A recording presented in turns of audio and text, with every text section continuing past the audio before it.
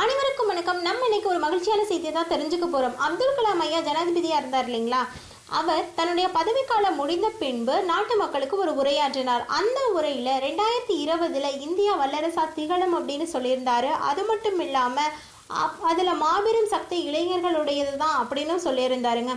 அதே பறைசாற்றும் வகையில இன்றைய இளைஞர்கள் ஒவ்வொருவரும் சாதனை படைத்துக்கிட்டு வராங்க.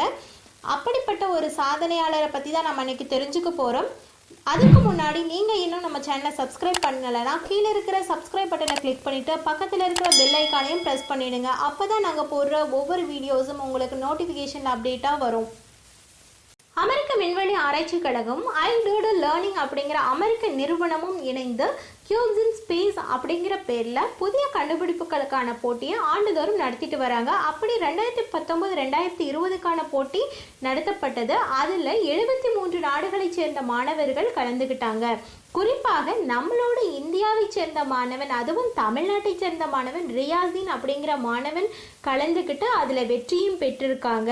எந்த வகையில் அப்படின்னு பார்த்தீங்கன்னா, குறைந்த அளவு எடை கொண்ட செயற்கைக்கோள்களை வடிவமைச்சதற்கு இவங்க வடிவமைச்சதுல 2 பார்த்தீங்கன்னா தேர்வாயிருக்கு. அதுக்கு விசன்சாட் V1 அண்ட் விசன்சாட் V2 அப்படின்னு சொல்லி பேர் வச்சிருக்காங்க. இந்த 2 சேட்டலைட்டோட வெயிட்டும் ஹைட்டும் பார்த்தீங்கன்னா 37 மில்லிமீட்டர் ஹைட்டும் 33 கிராம் வெயிட்டும் உள்ளது தான்.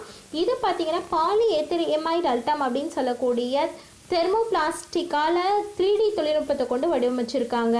இது 2மே பார்த்தீங்கன்னா தொழில்நுட்ப சோதனைக்கான செயற்கைக்கோள்கள் தான். இதனோட நோக்கம் atmospheric and space studies and micro gravity material research அப்படின்றது தான். இதில் 11 சென்சார்கள் இருக்குது. அது மட்டும் இல்லாமல் 17 பேராமீட்டர்களை கண்டுபிடிக்க முடியும் அப்படின்னு சொல்லியிருக்காங்க. செயற்கைக்கோள்களுமே 2021 ஜூனில் விண்ணில் ஏவப்படும் அப்படின்னு சொல்லியிருக்காங்க. விசன் 1 செயற்கைக்கோள் ஜூன் மாதம் நாசா விண்வெளி தளத்திலிருந்து SR-7 ராக்கெட் மூலம் ஏவப்படுறதாகவும், விசன் 2 செயற்கைக்கோள் RP-6 அப்படிங்கிற தளத்திலிருந்து ஆராய்ச்சி பலனில் பறக்கவிட திட்டமிட்டிருப்பதாகவும் தெரிவிச்சிருக்காங்க. இவ்வாறு பெருமை சேர்த்த ரியாஸ்தீன் நம்ம பாராட்டுவதற்கு வார்த்தைகள் இல்லை.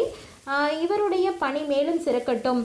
இந்த வீடியோ உங்களுக்கு பிடிச்சிருந்தா லைக் பண்ணுங்க, ஷேர் பண்ணுங்க அண்ட் கமெண்ட் பண்ணுங்க. தேங்க்யூ.